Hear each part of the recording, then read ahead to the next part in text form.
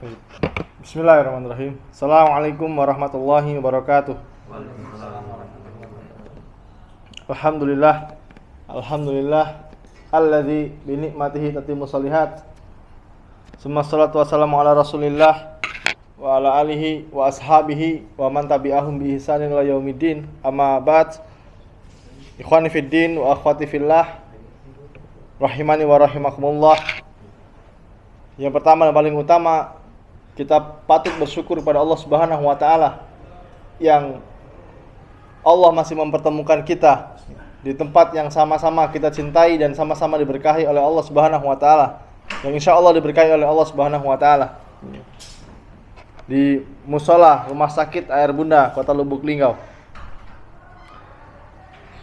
Kemudian salawat dan salam semoga selalu tercurahkan kepada junjungan kita Nabi Muhammad sallallahu alaihi wasallam beserta para keluarganya, para sahabatnya, dan orang-orang yang senantiasa berpegang teguh dengan sunnahnya hingga akhir zaman. Alhamdulillah, atas kemudahan dari Allah Subhanahu wa ta'ala, kita bisa melanjutkan pelajaran kita tentang kitab Tauhid. Kitab Tauhid yang ditulis oleh Syekh Muhammad bin Abdul Wahhab At-Tamimi rahimallahu ta'ala. Kemudian karena kitab ini masih dalam bentuk ringkasan, ya, dijelaskan kembali, disyarah kembali oleh Syekh Shalih Fauzan hafizallahu taala. Alhamdulillah, kita masuk pembahasan atau bab yang ke-9 ya. Bab yang ke-9 tentang apa judulnya? Mencari keberkahan. Mencari keberkahan kepada batu, pohon, dan sejenisnya. Nah, pembahasan ini berkaitan dengan dua bab sebelumnya. Dua bab sebelumnya, bab yang ke-7 itu kalau tidak salah, hal-hal yang termasuk dengan kesyirikan. Bab ke-8 itu tentang ruqyah, jampi-jampi dan tamimah, jimat. Apa kaitannya? Padahal ruqyah dan tamimah ini sejenis benda, ya. Kaitannya dengan bab ini sama-sama ibadah hati. Karena ibadah itu kan ada ibadah hati dan ibadah badan. Ibadah hati menggantungkan harapan kepada selain Allah. Ya, menggantungkan harapan kepada selain Allah. Coba kalau Bapak dan Ibu perhatikan, ya, orang yang megang jimat itu dia hatinya condong kepada jimat tersebut. Kalau enggak megang jimat ini enggak tenang hidupnya. Jualan kalau enggak ada jimat ini di warungnya enggak mantep gitu loh. Ya. Nah, ini ada kaitannya. Kalau yang ini ngalap berkah. Nah, ini tabarruk itu bahasa Arab, mencari keberkahan. Kalau bahasa gampangnya bahasa Indonesia itu namanya ngalap berkah. Kepada apa? Pada batu, pohon, dan sejenisnya. Bisa jadi itu gunung, ya. Bisa jadi itu laut. Karena gunung dan laut, ya, itu bisa dijadikan sarana untuk ngalap berkah. Kita sering dengar ya, berkah aku nih mas, yang penting berkahnya. Saya kerja ini yang penting berkah, betul? Saya usaha yang penting kan mencari keberkahannya, mencari ridho Allah. Nah, gitu. Tapi kalau tanya apa itu berkah, ya bingung sendiri nanti. Ya. Setelah kita pahami, tabarruk tadi artinya apa? Tabarruk artinya mencari berkah atau ngalap berkah. Nah, sedangkan berkah itu sendiri, Bapak-bapak dan Ibu-ibu yang dirahmati oleh Allah Subhanahu wa taala, itu dalam bahasa Arab diambil dari kata al-birkah. Al-birkah itu ada dua makna, yaitu banyak atau bertambah. Ya, banyak atau bertambah. Ziyadatul khair ilal khair. Bertambahnya kebaikan kepada kebaikan yang lain. Ya, itu berkah namanya. Kemudian makna dari al-birkah sendiri yang lain adalah langgeng, continue, terus jalan terus. Ya. Kalau punya usaha yang continue jalan terus walaupun hasilnya sedikit tapi continue, itu namanya berkah. Ya. Tapi kalau hasilnya besar sekali habis itu udah tutup usahanya. Wallahu alam ini berkah apa enggaknya ini. Dan sumbernya juga dari hasil yang nggak tahu kita. Wallahu alam. Sumber dari usahanya ini loh. Ya. Ini berkah ini Masya Allah ya. Ini pasti incaran setiap kaum muslimin loh Bapak Ibu. Ya. Orang non muslim pun kalau ditanya pasti dia pengen berkah. Tapi nggak tahu berkah versi dia itu seperti apa. Ya. Kalau sumbernya jelas, modalnya jelas, ya, bisnisnya halal, insya Allah berkah. Ya. Sawah punya sendiri, ya, digarap sendiri. Kemudian yang garap ini punya anak banyak, anaknya alhamdulillah hafal Quran semua, ya. Duniawinya sukses semua, anak istrinya sehat, itu namanya berkah. Usahanya lancar, tapi di rumah berantem terus, ya, rumah tangganya kacau, anaknya narkoba, ya, yang perempuan hamil di luar nikah, ini nggak ada keberkahan di sana, ya. Perlu dikoreksi lagi, apa yang sudah kita bawa ke rumah ini apa, gitu, ya.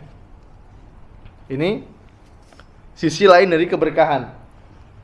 Dan yang dimaksud dalam bab ini, ya, ngalap berkah di sini adalah bukan asal kebaikan. Ya. Dalam Islam itu Bapak Ibu, nggak ada istilah yang penting baik. Ya. Yang penting baik. Kan tetapi yang dimaksud dalam bab ini adalah kebaikan yang sangat spesial. Makanya disebut dengan tabarruk, mencari keberkahan. Keberkahan itu sendiri, Bapak-bapak dan Ibu-ibu yang dirahmati oleh Allah Subhanahu wa taala, selain yang diharapkan oleh kaum muslimin, hal ini juga bisa mengantarkan kepada perkara kesyirikan. Nah ini, Ustadz ini pembahasannya syirik terus. Ya emang ini yang harus kita edukasi ke masyarakat. Ya. Kita belajar syirik bukan berarti kita mau syirik. Tapi biar apa? Biar kita sama-sama paham agar tidak terjerumus pada perkara kesyirikan. Tabarruk ini bisa mengantarkan pada perkara kesyirikan kalau kita tidak berilmu Bapak Ibu. Ya. Kalau kita tidak berilmu. Karena sebagian orang itu ada yang berlebih-lebihan, ghulu, berlebih-lebihan dalam tabarruk, mencari keberkahan. Karena dia belum paham mana tabarruk yang syar'i, yang diajarkan oleh Rasulullah SAW, mana yang tidak syar'i.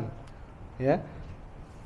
Ada juga tabarruk yang menjerumus pada perkara baru yang tidak diajarkan oleh Rasulullah Sallallahu Alaihi Wasallam. Kita itu Bapak Ibu mau modifikasi kendaraan, mau modifikasi rumah, renovasi, ya boleh.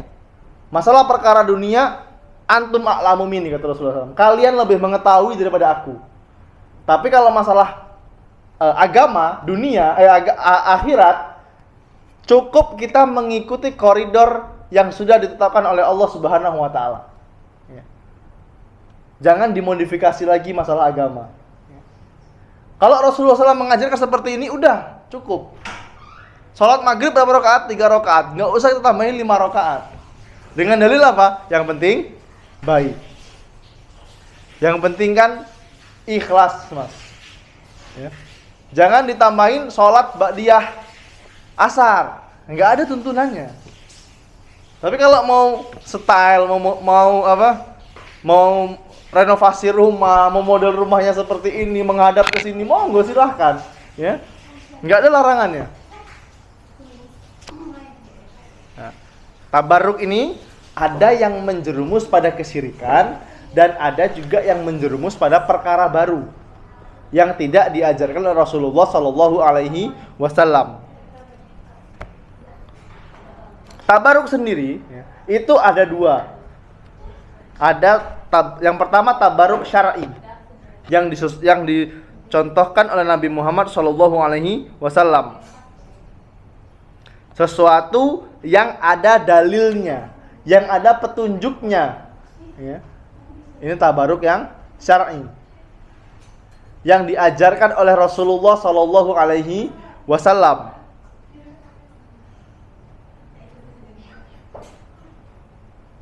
Dan setelah ada petunjuknya, ya, juga ada tata caranya, tata cara tabaruk yang syar'i. Ya. Setelah ada tata caranya, setelah ada sesuatu yang disyariatkan, ya, kemudian kita cukup mengikuti, jangan dimodifikasi. Kalau dimodifikasi nanti jatuhnya pada perkara bid'ah atau perkara baru.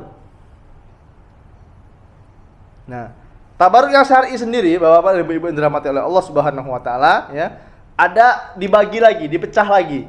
Tabaruk yang berkaitan dengan barokah zat. Kemudian tabaruk yang berkaitan dengan makna.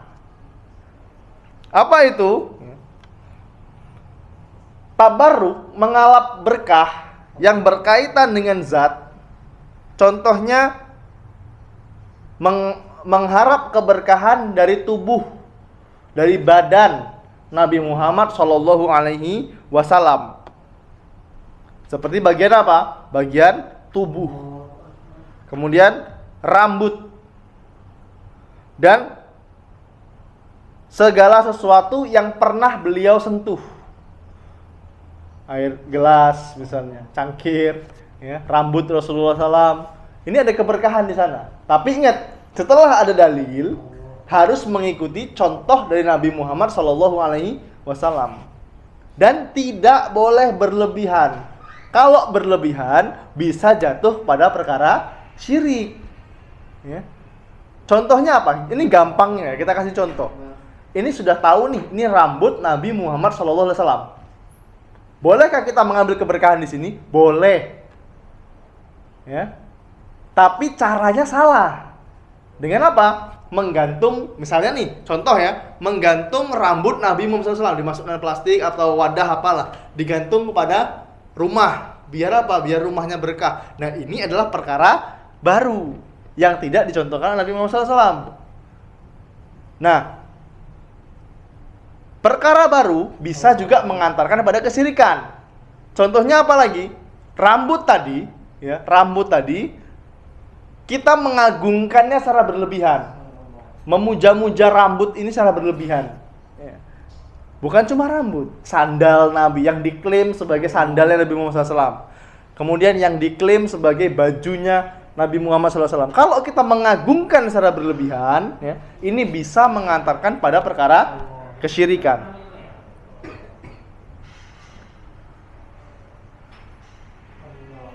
Segala sesuatu yang pernah Nabi Muhammad SAW sentuh itu bisa kita untuk mengalap berkah. Seperti apa? Air bekas wudu. Air bekas wudu itu suci tapi tidak bisa mensucikan. Ini bacaan fikih ini, ya. Sama Ustaz Subhan harusnya. Ya. Air bekas wudu itu boleh kita pakai lagi, ya. Bisa untuk mandi, ya. Bisa untuk apa lagi, ngepel, tapi tidak bisa mensucikan. Nggak boleh dipakai untuk wudu lagi, ya. Bisa dipahami ya. Nah, air dari bekas wudu Nabi Muhammad SAW itu bisa kita ambil keberkahannya, ya. Bukan sekedar bagian tubuh atau yang pernah disentuh oleh Nabi Muhammad SAW, tapi juga makanan tertentu. Contohnya apa? Kurma. Kurma kita bisa mengambil keberkahan di sana. Karena apa? Dicontohkan oleh Nabi Muhammad SAW. Makan kurma ajwa. Ajwa, ya, kurma yang terbaik lah. Kurma Nabi, kalau orang Linggau nyebutnya kurma Nabi. Ya, namanya kurma ajwa. Kita bukan jualan ya. Itu sunnahnya makan 7 sehari. Ya. Agar apa? Terbebas dari sihir kita. Kurma ajwa itu. Ya, kalau harganya lumayan, Pak. 1 kilonya itu kalau nggak salah hampir 300.000 ya. Wallahu alam, nggak pernah beli saya. Ya. Mungkin sering dapatnya oleh-oleh dari teman-teman yang umroh ya. Tapi kalau beli wallahu alam. Tapi kalau nggak salah sekitar segitu. Dan ini ada keberkahan ya di makanan tersebut. Kemudian pada minuman, susu ya. Minum susu, Pak. Itu ada doanya, Pak. Bukan sekedar minum-minum aja. Nah, kalau kita punya anak yang usia-usia 4 tahun yang udah minum susu lah, ya, boleh kita ajarkan doanya. Apa doanya? Allahumma barik lana fihi wa zidna minhu. Allahumma barik lana fihi wa zidna minhu. Ya Allah, berikanlah keberkahan dalamnya, wazidna minhu, dan tambahkanlah ya Allah. Karena waktu itu susu itu sesuatu yang mahal, Pak, sesuatu yang spesial. Ya. Mungkin di zaman kita kecil dulu juga ya. Yang minum susu itu anaknya orang kaya pokoknya. Kita minum, bukan kita ya. Kami dulu minumnya apa? Air tajen. Tahu air tajen enggak? Air beras ya. Biar apa? Biar kuat katanya, padat badannya. Wallahu alam. Nggak tahu ada apa namanya penelitian ilmiahnya apa enggak ya. Jadi gitu. Jadi ada doanya, Allahumma barik lana fihi wa zidna minhu. Itu ketika minum susu, ada keberkahan di sana, apalagi susunya asli. Susu sapi yang asli, susu kambing yang asli ya. Tapi kebanyakan kan kita kan minum susunya yang udah olahan, pabrikan ya, UHT gitu ya. Tapi ada susunya, boleh kita berdoa. Ya.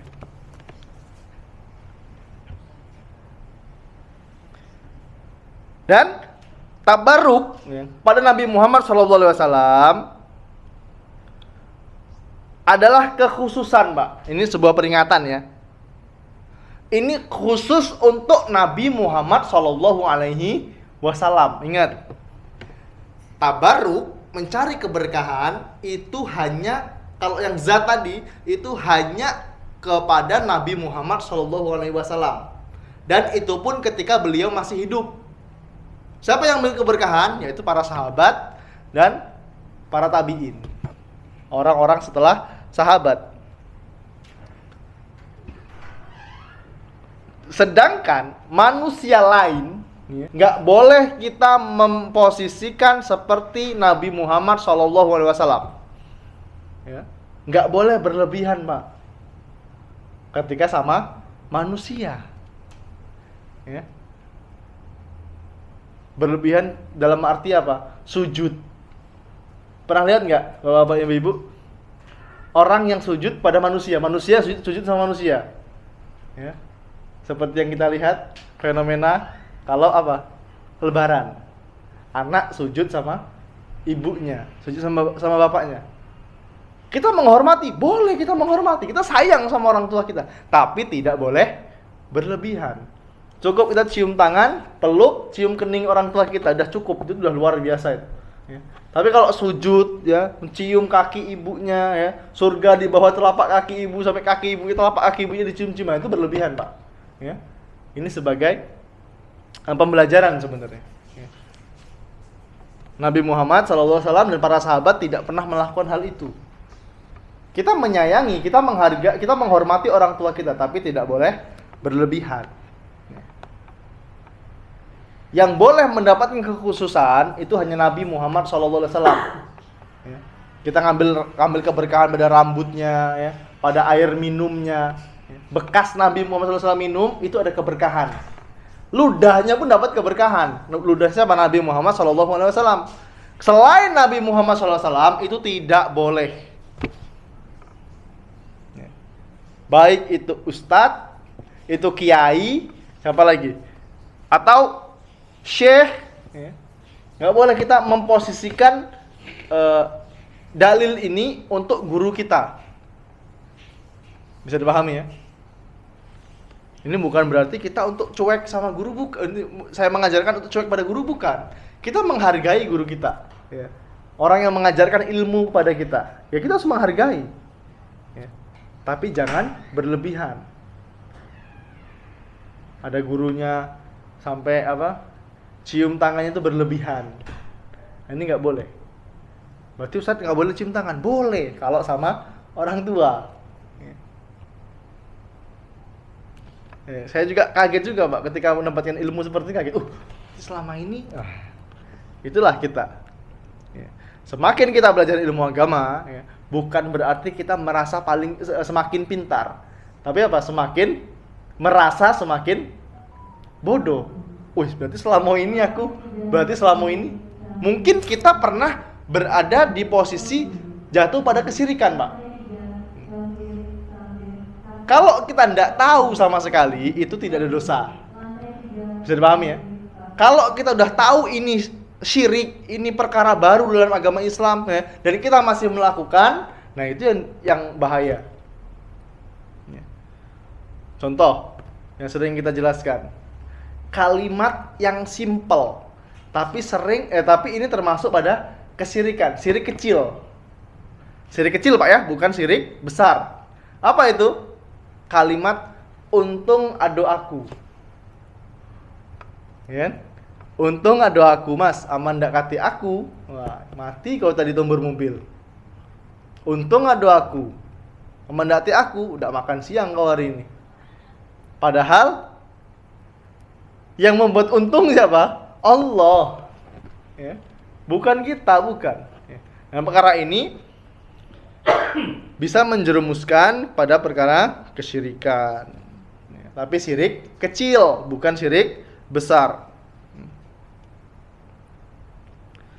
Jadi yang boleh mendapatkan kekhususan itu hanya Nabi Muhammad SAW. Sedangkan manusia lain ya, baik itu ustadz, kiai ya, orang solih ya, tidak boleh bertabaruk dengan tubuhnya, dengan tubuh orang solih, ustadz atau kiai, atau bekas air minumnya. Misalnya saya minum nih, bismillah, taruh sini, saya pulang keluar ya, diambil, wah ini punya Ustaz Dimas nih, berkah. Enggak boleh seperti itu ya. Kita sama manusia biasa kita Pak ya. Kita manusia biasa, disimpan airnya atau dicampurkan ke air seember, kemudian diaduk-aduk, dimasukin plastik lagi, dijual. Air berkah bekas Ustaz Dimas. Saya nggak boleh ini Pak ya. Ini seperti ini tidak diperbolehkan. Itu tabaruk dengan zat. Kemudian tabaruk maknawi. Apa itu tabaruk maknawi? Tabaruk dengan amalan, dengan perbuatan. Seperti apa? Membaca Al-Quran. Membaca Al-Quran itu ada keberkahan Pak. Semakin banyak itu semakin bagus. Kalau kita nggak bisa 30 juz sehari ya 15 juz lah. Kalau nggak bisa 15 juz ya 5 juz lah. Kalau nggak bisa 15 juz ya 5 surat lah. Kalau nggak bisa 5 surat ya minimal 5 ayat lah. Kalau nggak bisa 5 ayat minimal 1 ayat sehari. Ini paling minimalnya karena ada keberkahan di sana. Kalau bisa rumah kita setiap hari itu ada lantunan Al-Quran. Kalau kita nggak bisa, nggak sempat karena kita laki-laki sering keluar rumah ya. Mungkin istri kita, anak kita arahkan jadwal-jadwalnya untuk baca Al-Quran ya, pada maghrib atau pada isya sebelum tidur. Sama-sama yuk kita baca dulu ya Al-Mulk yuk sebelum tidur. Ini boleh ya.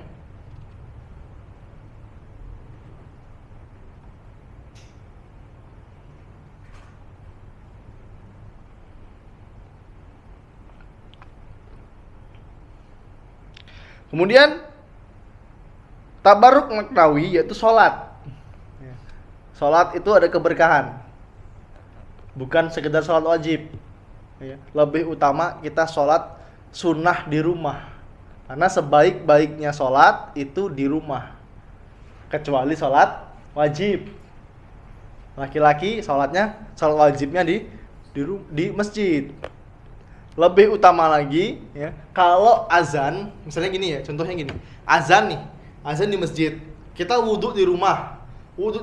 Sholat sunnah di rumah. Ya, kita punya tempat khusus untuk sholat. Nggak harus rumah itu dibikinkan ruangan khusus untuk musola, nggak harus ya Pak ya. Atau di kamar ya, atau di kamar tamu, atau di ruangan khusus, ruangan yang tersembunyi lah. Ya. Kita sholat sunnah di sana, kemudian setelah sholat kita berangkat ke masjid. Sampai masjid sambil kalau belum iqomah kita berdoa. Makanya lebih utama itu kalau bagi bapak-bapak dan ibu-ibu yang menjadi pengurus masjid ya, usahakan jeda antara azan dan iqomah itu 7 menit, Pak. Kalau subuh itu 15 menit lah. 15 sampai 20 menit. Enggak apa-apa. Ya. Kita kasih kesempatan saudara kita yang mungkin lagi di jalan, saudara kita yang mungkin masih wudhu di rumah, yang rumahnya agak jauh dari masjid, ya, berjalan kaki. Kadang kita gitu, baru selesai azan, berangkat ke masjid, udah masbuk kita, ketinggalan. Ya. Ini kalau bisa diusahakan. Kalau di musola ini dulu ada stikernya, ini ya, tempelannya. Azan 7 menit kalau nggak salah, maksimal 7 menit. Nah ini jadi karena posisi musola kita kan juga orangnya setiap hari ganti-ganti dokter ya, setiap hari ganti-ganti terus. Jadi kadang saya pernah azan sendiri di sini, ngimam sendiri gitu kan, pernah juga posisi seperti itu. Jangan saya kan bukan ibaratkan orang lain lah gitu kan, tidak ada marbot khusus yang untuk azannya. Jadi lebih utama kalau masjid atau tempat sholat itu ada tulisannya. Misalnya kita yang lagi lewat atau lagi safar mampir ke musola sini ada tulisan, oh azannya jedanya 7 menit. Biar ada kesempatan orang untuk sholat sunnah, untuk berdoa gitu kan. Ini sholat. Ini out of the box, keluar dari pembahasan. Jadi ketika sholat ya, ketika masuk waktu sholat, muazin itu haknya azan, sedangkan iqomah itu haknya imam. Jangan muazin yang menentukan kapan qomat. Cari dulu siapa imamnya. Kalau belum ada imamnya, usahakan jangan qomat. Kadang kan gitu, imamnya nggak ada, udah qomat duluan. Makmumnya udah baris, udah rapi, nggak ada jadi imam. Tunjuk-tunjukan, ayo ajulah. Nah, ini nggak tepat seperti itu. Ini kurang tepat. Terus siapa yang harus jadi imam? Itu yang paling banyak hafalannya dan paling fasih bacaannya. Kalau sama-sama ketemu yang sama-sama fasih, cari yang umurnya lebih tua. Kalau umurnya sama, cari yang yang lebih paham dengan sunnah. Nah ini ya, syarat kalau mau jadi imam. Ya. Jadi nggak tunjuk-tunjukan. Kamu ajulah. Kan gitu. Apalagi model kita nih yang sudah mulai kenal sunnah ya, yang celananya agak naik, jenggotnya agak panjang sedikit ya. Ketika safar dalam perjalanan langsung ditunjuk, Pak. Mas, silakan. Saya mau safir, Pak. Saya bukan orang sini, Pak. Enggak apa-apa, Mas, silakan. Nah, yang lebih utama itu warga lokal. Ya. Ini ketika kita di masjid. Dan sholat itu bisa kita mengambil keberkahannya. Perbanyak sholat sunnah nggak apa-apa di rumah. Tapi sholat yang ada tuntunannya. Contohnya apa? Sholat tahajud, sholat duha, itu di rumah, Pak. Lebih utama. Pahalanya lebih besar daripada kita sholat duha di masjid atau di musola. Jam 9, setengah 10, mau kemana ya? Mau ke masjid. Ngapa sholat duha? Ya, ini kurang tepat. Ya. Yang lebih utama itu di rumah. Kecuali kalau kita ini marbot masjid ya, tinggal di masjid. Nah, ini boleh aja. Kemudian tabarruk dengan membaca bismillah. Cukup bismillah, ya. Bukan bismillahirrahmanirrahim. Dengan menyebut nama Allah, tasmiyah. Ya. Kalau basmalah baru bismillahirrahmanirrahim. Kalau tasmiyah, bismillah. Contohnya apa? Kita makan minum. Doa makan, doa minum, ya, itu cukup membaca bismillah, Pak. Contoh seperti ini, bismillah. Cukup. Ya, tidak perlu doa yang lain. Ini doa yang sahih ya. Atau emang ada doa yang lain yang sudah kita hafalkan, yang sudah sama-sama kita hafalkan dari TK mungkin ya. Dari SD kita sudah hafal doa ini. Tapi itu kurang tepat, Pak. Yang tepat itu cukup membaca bismillah. Karena apa? Ada keberkahan di sana. Segala sesuatu ya. Saya pernah membaca hadis Nabi Muhammad SAW. Segala sesuatu yang tidak diawali dengan bismillah, maka terputus. Terputus apa? Keberkahannya. Keluar rumah, kaki kanan, bismillah. Mau kemana kita? Mau kerja, mau ke masjid ya. Mau kemana lah? Bismillah. Bahkan ada doanya ketika keluar rumah. Bismillahi tawakkaltu alallahi la haula wala quwata illa billah. Dengan menyebut nama Allah, aku bertawakal kepadanya. Tidak ada daya dan tidak ada daya dan kekuatan yang melebihi yang melebihi kekuatan Allah Subhanahu wa taala. Cukup membaca bismillah. Makan, minum bismillah. Enggak usah pakai bismillahirrahmanirrahim. Kepanjangan. Kayak kita itu loh, Pak, bersin. Apa doa ketika bersin? Hasib. Apa doanya? Alhamdulillah. Seandainya baik, seandainya. Kan kita tambahin. Alhamdulillahirabbil alamin. Kan gitu. Karena di zaman tabi'in, di zaman orang setelah sahabat Nabi Muhammad SAW, ada yang seperti itu, Pak. Orang yang semangat beribadah, abid namanya kan. Abid itu orang yang rajin beribadah. Ketika dia bersin, Alhamdulillahirabbil alamin. Ditegur oleh para sahabat, oleh sahabat yang masih hidup. Enggak kayak Anas bin Malik kalau enggak salah. Radhiyallahu anhu. Enggak boleh seperti itu, enggak boleh alhamdulillahirabbil alamin. Cukup kau baca alhamdulillah.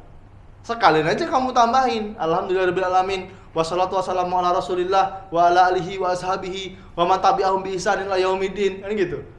Kalau itu baik. Tapi yang diajarkan oleh Nabi Muhammad SAW cukup membaca alhamdulillah. Ketika makan cukup bismillah. Karena ada keberkahan, Pak. Ya, ada keberkahan ketika kita membaca bismillah. Apapun itu. Ya. Nyuapin anak kita kan belum bisa baca bismillah ya. Misalnya anak kita yang usia 1 tahun ya, atau 8 bulan yang sudah mulai MPASI 6 bulan ya, MPASI ya. Kita nyuapin, ajarkan anak istri kita. Kalau mau nyuapin anak, tangan kanan. Bismillah. Ya. Ini penting, Pak. Karena yang masuk ke tubuh dia itu ada berkahnya. Jangan nyuapin anak pakai tangan kiri, kebiasaan nanti. Ya. Nyuapin anak pakai tangan kanan, bismillah. Bismillahnya cukup 1 kali, Pak. Bukan setiap kali makan. Karena saya pernah ketemu modeler seperti ini. Ya. Tahu tapi nggak kenal sama orang ini. Tahu, oh ini si fulan nih, tahu. Ketika makan, perhatiin, bismillah. Nyendok lagi, bismillah. Loh, Mas kok bismillah terus, Mas? Oh iya, Mas, biar berkah. Ya, gimana ya jelaskannya? Benar, tapi kurang tepat gitu loh. Kalau kita ngomong salah ya nanti salah paham juga dianya. Ya. Benar, tapi kurang tepat. Yang benar gimana? Yang lebih tepat gimana, Mas? Yang lebih tepat itu cukup 1 kali, Pak. Cukup 1 kali, Mas. 1 majelis ya. Kita makan nasi padang nih misalnya. Ada ayam, apa lagi? Kare misalnya, tunjang, daun ubi misalnya ya. Makan ini satu majelis, satu duduk itu cukup sekali baca bismillah. Kecuali kalau kita mau minum, bismillah lagi. Ya, kalau makan itu cukup bismillah. Bisa pahami ya? Ini segala sesuatu yang tidak diawali dengan bismillah itu terputus keberkahannya. Naik motor, bismillah. Mau buka toko, bismillah. Mau meriksa pasien, bismillah. Karena bagi teman-teman dokter yang nyimak ya di rumah, yang menyembuhkan pasien kita itu bukan kita gitu, bukan dokter. Tapi siapa? Allah. Dokter ini sebagai perantara. Ini kalau dokter nggak bisa nyembuhin, pasiennya marah. Wah dok, saya sudah bayar mahal-mahal nggak sembuh. Nah, ini menyembuhkan siapa? Allah Pak. Ya. Kali itu. Tapi insya Allah bagi teman-teman medis yang setiap menangani pasien menyebut nama Allah, Bismillah, itu ada keberkahan di sana. Apalagi pasiennya Muslim, Mbak.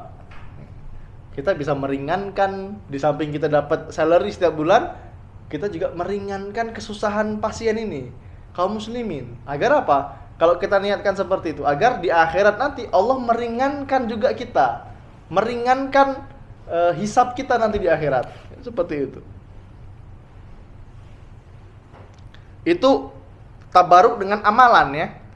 Ada juga tabaruk mencari keberkahan itu dengan tempat. Tempat yang diberkahi. Tempat yang diberkahi. Seperti apa? Masjid. Masjid ini tempat yang diberkahi, Pak.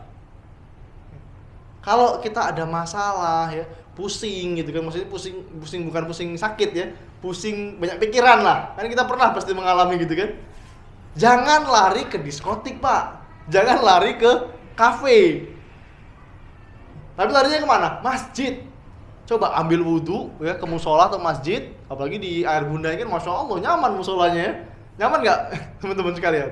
Ya, wah ada AC-nya, karpet yang bagus, Masya Allah. Wudhu, sholat 2 rakaat, duduk. Duduk kita muhasabah, bukan merenung, tapi apa? Muhasabah, introspeksi diri. Apa dosa aku nih ya Allah, sampai masalah aku nih kayak ini nih. Pasti ada dosanya ya Allah. Ya Allah, mudah-mudahan masalah aku ini ya Allah bisa menjadi penghapus dosa aku ya Allah. Nah, kita muhasabah seperti itu. Bukan kita buntu nih ke masjid lah tidur. Dari rumah pamitnya apa? Begawe. Tapi mana ke masjid, ke musola, ngandun tidur. Nah, ini kurang tepat, Pak. Karena masjid ini tempat yang diberkahi. Ambil wudu, ya, sholat 2 rakaat, sholat tahiyatul masjid, kemudian berdoa. Ini tempat yang diberkahi. Apa tadi? Masjid. Kemudian sholat di Masjidil Haram. Sholat di Masjidil Haram itu tempat yang diberkahi. Dan tinggal di tanah haram Mekah. Kalau bisa kita tinggal di Mekah. Kalau bisa. Kalau bisa tinggal di Mekah. Kelihatannya enak, Pak ya. Tapi sulit, Pak. Kecuali kita penuntut ilmu, mahasiswa, bisa tinggal di sana. Mahasiswa yang kuliah di sana ya. Kalau saya punya teman kalau tidak salah sewa apartemennya itu sekitar 35 jutaan. Itu pun 4 tahun yang lalu. Apartemennya bukan kayak di Jakarta ya. Tapi kalau di sini kayak kos-kosan, Pak. Ruangan kecil, di sana nyebutnya apartemen. Rumah susun ya, 35 juta. 1 bulannya. 35 juta rupiah. Kalau direalkan Allah hitung sendiri. Ya. Yang seperti itu. Mahal, Mas. Iya mahal, tapi apa? Ada keberkahan di sana. Ya. Kita bisa setiap hari sholat di Masjidil Haram, ya. Kalau teman saya itu dia biaya mandiri karena orang tuanya juga punya dana gitu kan, punya uang ya. Dia ditawarin mau kuliah di mana? Di Mekah katanya. Dan di sana pun nggak kuliah, Pak. Tapi belajar sama syekh. Kalau bahasa penuntut ilmunya itu namanya mulazamah. Jadi tiap pagi habis subuh dia duduk di masjid, ya kayak kajian seperti ini, ya dia megang kitab juga, syekhnya megang kitab, dia belajar. Oh, syekhnya ini ngomong apa sih, tulis ya. Kemudian jam 9 sholat duha, istirahat, habis zuhur kajian lagi, belajar lagi, ya. Sore istirahat pulang. Ya seperti itu terus hidupnya. 4 tahun, 5 tahun baru pulang. Kalau ilmunya sudah cukup. Ya. Jadi tinggal di tanah haram itu ada keberkahan ya.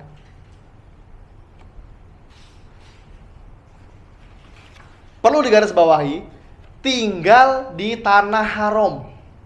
Bukan kita ambil tanahnya, bawa pulang ke Indonesia. Ya. Ini biasanya kalau jamaah umroh, jamaah haji ini aneh-aneh di Indonesia nih. Apa? Kiswah.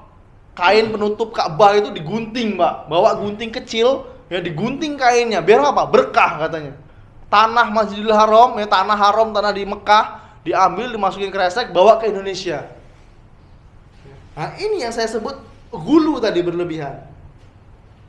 Kalau dia menganggap kain kiswah tadi itu bisa mendatangkan keberkahan, maka dia jatuh pada perkara kesyirikan. Ya, maksudnya kain itu bisa mendatangkan manfaat. Kalau aku nyimpen kain ini, angge warung aku rame. Ini terjatuh pada kesyirikan. Padahal apa? Kiswahnya nggak salah, Pak. Ya, kiswahnya tidak salah. Kiswah itu kain hitam penutup apa? Ka'bah. Bagi teman-teman yang dimudahkan oleh Allah untuk umroh, ya pasti pernah apa? Melihat gitu. Kiswah ini. Bukan tanahnya dibawa pulang atau tanahnya diusap-usapkan ke badan. Ya, karena ada yang modelnya seperti ini. Biar berkah katanya. Ini tidak ada contohnya dari Nabi Muhammad SAW. Kemudian ada tabarruk dengan waktu. Mengharapkan keberkahan dengan waktu, Pak. Contohnya apa? Waktu seperti sholat tarawih. Dan berdoa di malam di Lailatul Qadar. Lailatul Qadar itu kapan? Allahu a'lam. Cluenya, ya, kisi-kisinya itu 10 malam terakhir. Dan lebih spesifik lagi di malam-malam ganjil. Bisa jadi malam 21, bisa jadi malam 23, bisa jadi malam 25, bisa jadi malam 27, ya. Dan bisa juga di malam-malam genap. Itulah adanya syariat iktikaf. Di 10 hari terakhir. Lebih mantap lagi kalau itikafnya di masjid, enggak pulang, Pak. Jadi 10 hari itu fokusnya di masjid. Ya.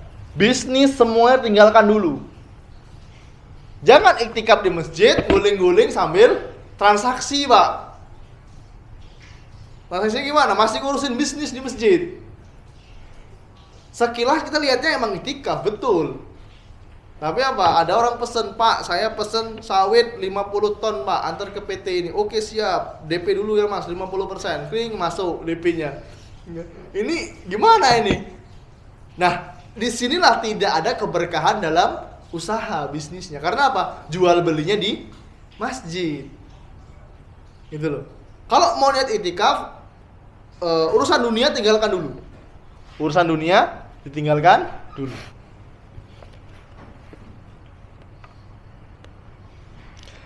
Semua jenis berkah ini tadi disebut dengan barokah maknawi. Sampai kan istilah berkah ini kan sering dijadikan merek, Pak. Iya kan? Pernah dengar ya? Sering dengar ya? Berkah. Oh, ini motor saya juga berkah juga. Saya tulisin berkah juga. Apa lagi? Warung berkah misalnya. Apa lagi? Bengkel berkah. Nah, karena apa? Seluruh kaum muslimin pasti mengharap keberkahan. Itu loh. Itu tabaruk yang syar'i tadi, Pak ya. Itu tadi tabaruk yang syar'i. Dan ada juga tabaruk yang terlarang. Yang enggak boleh dilakukan.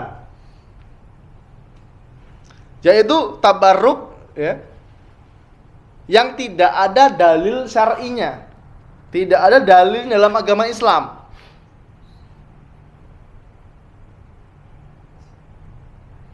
Ya. Tabarruknya tidak ikut tuntunan syariat yang diajarkan oleh Allah Subhanahu wa taala melalui Nabi Muhammad sallallahu alaihi wasallam. Di antara macam-macam tabarruk yang dilarang yaitu tabarruk dengan zat. Tadi kita sudah paham ya, tabarruk zat itu bertabaruk atau mengalap keberkahan dengan tubuh Nabi Muhammad sallallahu alaihi wasallam. Tabaruk dengan air sisa Nabi Muhammad SAW. Nah, tabaruk dengan zat yang terlarang adalah contohnya berebut air minum ulama. berebut air minum ulama. Kita dulu di pondok pernah terjadi seperti ini. Ada syekh dari Madinah, Syekh Abdul Razak kalau tidak salah ya, hafizallahu taala. Air minumnya itu sisa. Ya. Air minumnya di air yang apa? Gelas yang apa sih? Gelas yang tangkainya kecil itu loh. Nah, kita kan memuliakan tamu gitu kan, memuliakan orang-orang yang berilmu. Kita kasih minumnya sisa sedikit. Ya. Kalau bakso linggonya gawe kawan tadi disimpan. Ngapa? Biar berkah katanya. Wah, ini padahal sudah di pondok pesantren. Ya. Nggak boleh mas seperti itu. Ini nggak ada, kita diedukasi sama kakak tingkat, artinya nggak boleh seperti ini. Nggak ada tuntunannya. Setelah kita belajar kitab tauhid, oh ternyata emang tidak ada dalilnya. Bahkan orang ini adalah orang soleh, ya, orang soleh. Kalau mau mengharap berkah, itu sama orang tua pak. Bapak rawat tuh, bapak rawat orang tua kandung kita sendiri. Ada keberkahan di sana pak, ya. Dengan cara yang ma'ruf, cara yang baik, cara yang pada umumnya lah, ya. Orang tua kita udah sepuh nih, udah sakit-sakitan, kita rawat, kita urusin bener-bener ya. Kalau kita mau ngambil keputusan yang besar, kita minta pendapat orang tua kita dulu. Ma, aku ini nak beli kebun sawit mah, 50 hektar. Kira-kira mama setuju dah? Mama kita udah tua nih, ya? Udah nggak bisa jalan lah. Yo kalau kamu ada duitnya lah jual nak, mama cuma bisa doa ke baik. Kan bisa orang tua kayak gitu. Nian mah iyo. Sudah bismillah. Ya. Kalau orang tuanya masih ada, Pak. Segala keputusan besar usahakan minta pendapat orang tua. Tapi kalau sampai berlebihan itu tidak boleh. Sampai berlebihan itu tidak boleh. Berebut air cucian. Air cucian apa? Senjata. Ini kalau di Pulau Jawa masih banyak, Pak. Keris, satu Muharram dicuci. Senjatanya, pusakanya dicuci, kemudian airnya jadi rebutan orang. Nah, ini nggak boleh, nggak ada tuntunan dalam agama Islam. Yang miris, yang berebut itu adalah kaum muslimin. Ibu-ibu pakai jilbab, bapak-bapak pakai baju takwa, baju koko, ya. Berebut air itu, air padusan kalau bahasa Jawanya, ya. Berebut air seperti ini tidak ada contohnya. Bismillah. Ini kita belum masuk pembahasan dalil ya, dalil dari kitab tauhidnya. Kita kenalan dulu berkah itu apa. Ya. Insyaallah mungkin pertemuan berikutnya ini 5 menit lagi soalnya. Ini membahas tentang berkahnya, dalil tentang keberkahan. Tapi kalau yang sekarang itu kita masih mengenal apa itu berkah.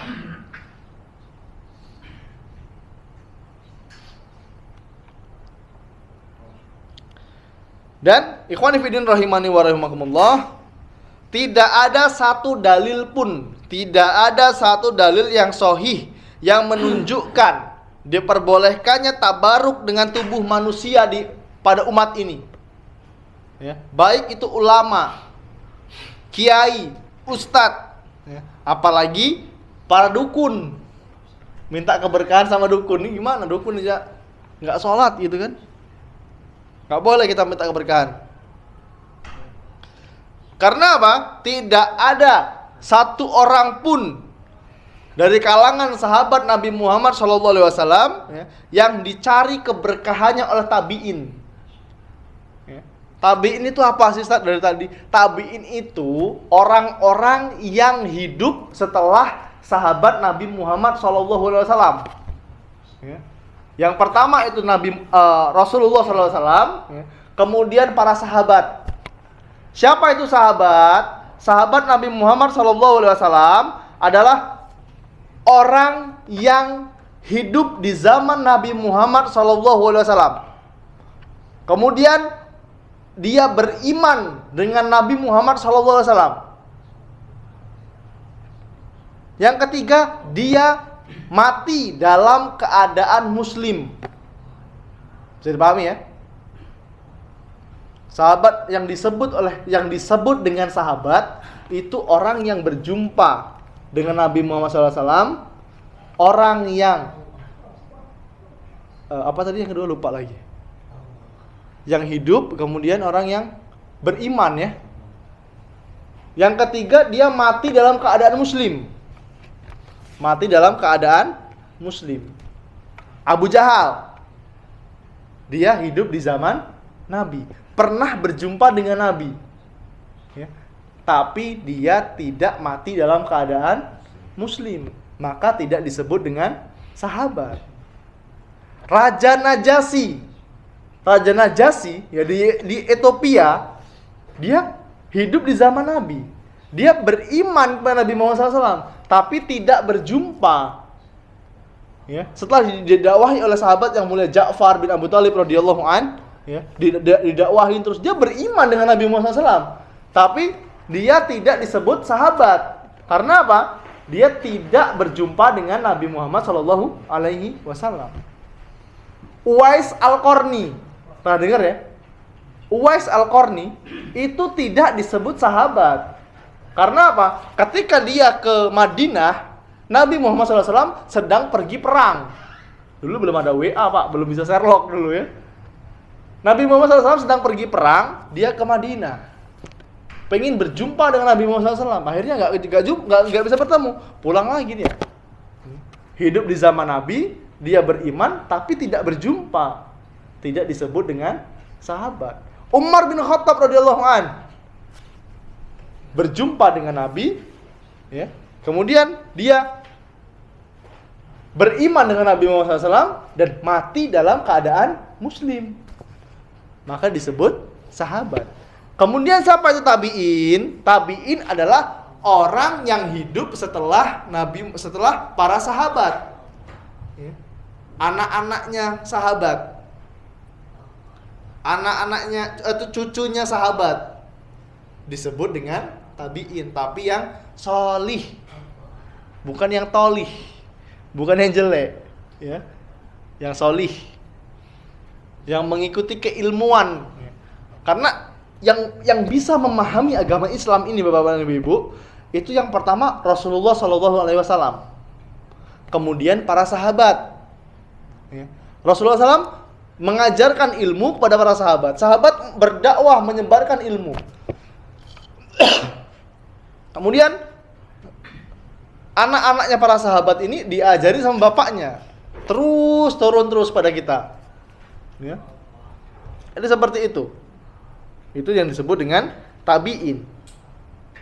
Tidak ada satupun sahabat Nabi Muhammad SAW yang masih hidup dimintain keberkahan oleh para tabi'in. Mereka para tabi'in tidak ghulu, tidak berlebihan pada para sahabat.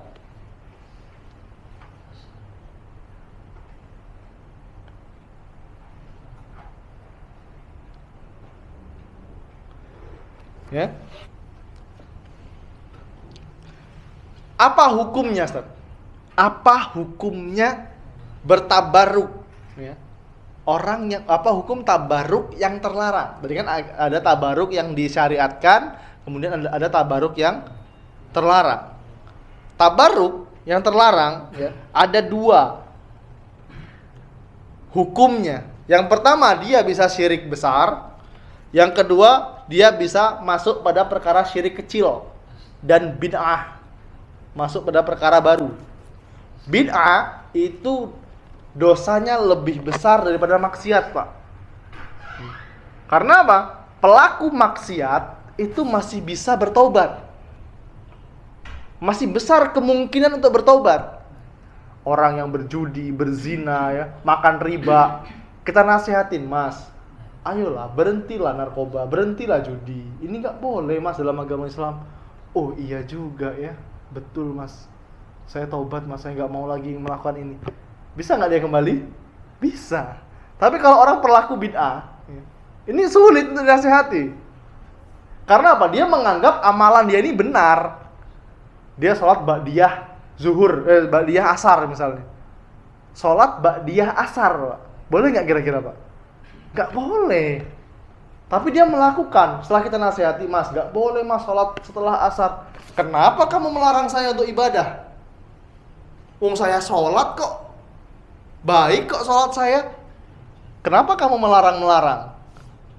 Apakah saya akan diazab oleh Allah karena saya sholat? Kejamnian Allah sama saya. Ini dalil mereka, Pak. Padahal dia nggak diazab karena sholatnya, tapi dia diazab karena menyelisihi Nabi Muhammad SAW. Itu loh yang jadi pertanyaan. Jadi tabarruk yang pada selain tabarruk yang terlarang itu bisa terjatuh pada syirik besar dan syirik kecil. Apabila dia meyakini sesuatu yang dia minta keberkahan, dan tempat itu bisa memberikan barokah di luar kekuasaan Allah, dia nggak butuh Allah. Yang penting minum ini misalnya, ini minum dari Ustadz Dimas nih, berkah nih. Dia tidak melibatkan Allah di situ. Maka dia terjatuh pada syirik besar. Kemudian dia meyakini bahwa dengan tabarruk dengan benda mati, semisal apa? Pohon. Benda mati ini, Pak, bukan benda hidup. Benda hidup ya emang dia zatnya hidup ya. Cuma nggak bisa mendatangkan manfaat. Pohon, kuburan, atau mayit, batu. Nah ini tidak. Atau dia menganggap benda ini bisa menjadikan perantara antara dia dengan Allah. Ngapa kok nyembah pohon? Aku tuh tidak nyembah pohon, aku tidak nyembah batu, aku tuh nyembah Allah loh. Terus ngapa kamu itikaf di sini? Ngapa kamu berdoa di sini di batu ini? Mas, asal kamu tahu yo. Wah, kalau udah seperti ini kita kalah dalil, Pak, biasanya. Asal kamu tahu, Mas, tempat ini nih dulu ada orang soleh, Mas, duduk di sini. Wong soleh tuh mati, Mas. Nah, tempat inilah yang menjadikan dia tuh dekat sama Allah. Akhirnya apa? Kami tuh minta sama Allah di sini. Nah, ini dalil mereka, Pak. Kalau kita kasih dalil, kita bantah juga dengan ayat, dia jadinya dalilut, Pak. Tahu dalilut nggak? Dalilut itu kalah dalil ngajak gelut. Nah, repot ini. Kau ini masih budak, tahu apa kau ini? Nah, itu ujung-ujungnya. Kalau udah seperti ini, kita mundur aja, Pak. Tugas kita apa? Menyampaikan. Masalah dia mau nerima atau enggak, itu urusan dia sama Allah. Yang berdosa itu kalau kita tidak menyampaikan. kita tidak menyampaikan, kita tahu ilmunya. Dia jatuh pada kesyirikan. Masalah dia nerima atau enggak, itu urusan dia sama Allah. Tugas kita hanya menyampaikan, bukan merubah. Nah, seperti itu. Kemudian terjatuh pada syirik kecil atau bid'ah apabila dia meyakini bahwa sesuatu yang dengannya seorang ngalap berkah itu hanya sebab saja untuk mendapatkan keberkahan dari Allah. Ini termasuk syirik kecil. Tidak mengeluarkan dari Islam. Kalau syirik besar itu bisa mengeluarkan dari Islam. Nah, ini Allah Ta'ala bisawab. Mungkin hanya itu dapat saya sampaikan. Insya Allah pekan depan kita baru mulai pembahasan tentang tabarruk, ya. Semoga Allah mudahkan. Dalilnya nanti surat Al-Isra, surat Al-Najm ayat 19 sampai 23. Insya Allah semoga Allah mudahkan. Kita akhiri perjumpaan kita pada sore hari yang berbahagia ini dengan doa kafaratul majelis. Subhanakallahumma wa bihamdika asyhadu alla ilaha illa anta astaghfiruka wa atubu ilaik. Assalamualaikum warahmatullahi wabarakatuh.